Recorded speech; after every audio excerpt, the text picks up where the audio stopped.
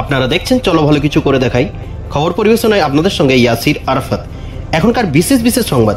Operation প্রাপ্তি 60 দিনে 60টি হারানো mobile উদ্ধার করে চমকপ্রদ সাফল্য অর্জন করল বীরভূমের মোহাম্মদবাজার থানা প্রশাসন।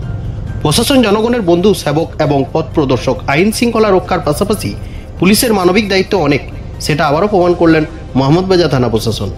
আজ নবরূপে নবসজ্জিত মোহাম্মদবাজার থানা পরিদর্শন করেন বীরভূমের পুলিশ সুপার অমনদীপ। অনুষ্ঠানের মধ্য দিয়েই ওই মোবাইলগুলো ফেরত দেওয়া হয়। এদিন উপস্থিত ছিলেন বীরভূম জেলা পুলিশ সুপার অমনদীপ, অতিরিক্ত পুলিশ সুপার রাহুল মিশ্র, ডিএসপি ডিএনটি কুণাল মুখার্জি, এছাড়াও মোহাম্মদবাজার থানার আইসি প্রসেনজিৎ ঘোষ মহাশয় সহ অন্যান্য পুলিশ আধিকারিকগণ। এদিন এক অনুষ্ঠানের মধ্য দিয়েই উদ্ধার করা মোবাইলগুলো তুলে দেওয়া হলো নির্দিষ্ট ব্যক্তিদের হাতে। মোহাম্মদবাজার থানা এই সাফল্যের মধ্যে বুঝিয়ে দিলেন যে তারা সর্বদাই মানুষের সাথে এবং মানুষের পাশে আছেন এবং থাকবেন। মোবাইল বিতরণী অনুষ্ঠান শেষে পুলিশ সুপার সকলকে ধন্যবাদ জ্ঞাপন করেন।